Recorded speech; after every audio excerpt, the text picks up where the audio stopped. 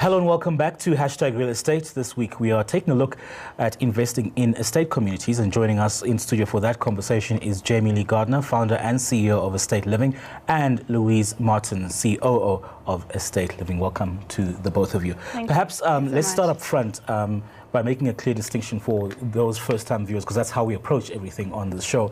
The difference between a sectional title and an estate property.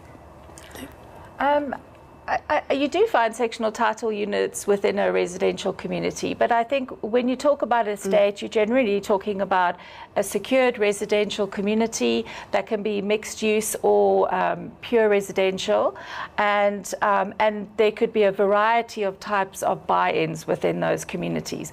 But the focus is very much on lifestyle facilities, security, and community. Yeah, and in terms of someone looking to get into the property game, is this a place to look as a first-time investor? Is this the first property that I'm going to be buying? Absolutely. Looking at as a first-time buyer myself, there are so many benefits in buying off-plan, as an example, as a first-time investor within the estate market. So you can buy off-plan. There's no transfer fees. Of course, you've got to do your research, and there is a guaranteed return on investment. Yes, definitely your financial return, but also a return on your lifestyle. But now the rumor out there is that you pay about 30% more, as opposed to a freestanding house. I don't know if 30% is 100% correct, but it would be dependent on per region, definitely. But that increase is definitely paid back at a later stage. When you decide to on-sell your opportunity as well. So somebody was telling me that in an estate living kind of situation, it's mainly better for investment purposes than me wanting to settle down with my family, especially from a return point of view. Is that a real thing, or it's just... I think to understand, when you're buying into a community, you're also buying the lifestyle facilities. So you're buying the property itself, but then you're buying access to the gym. You're buying, well-maintained common areas, play spaces for your children, a lifestyle center, depending on the development. So obviously those common assets are growing in value as well, especially if the community is well managed and maintained. So yes, your initial buy-in could be higher than what you're buying in a freestanding property, but in a freestanding property, you're buying a house. In an estate, you're buying a community, you're buying a home, you're buying all the additional value adds that come with that purchase, which obviously increase in value as the time goes through. Is that why it justifies the exorbitant levies? I don't find levies exorbitant. It depends where you buy. I mean, if you look at a national average, the differences in provinces, there's generally slight differences, but it's about 2,500 Rand a month could be your levy. What are you getting for that? Gym, safety, security. The value adds are really great. I mean, how much you pay for your gym membership, how much you're paying for your ADT or your other services. If you add all those costs together, I know in my property it could well come up to 2.5, and unfortunately I don't live in an estate. But all those extra security levels and the gym and all those types of things add that cost. But now, let's talk about some of the complications around estate living.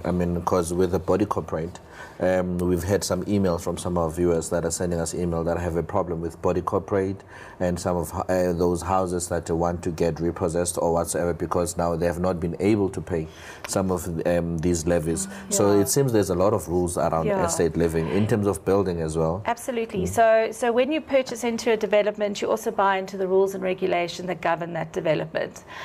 Generally in estates, it's an HOA, a homeowners organization, and the homeowners organization is made up of all the people that have purchased into the development. And those rules are set out either by the developer themselves, and then as the HOA takes over, there's a transitional period and the rules get updated and managed over time.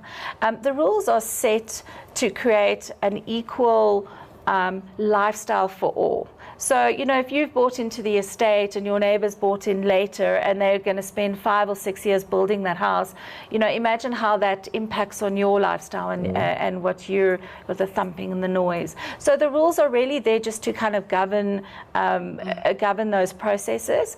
They're also there just for communal respect for your neighbour and for understanding your neighbour.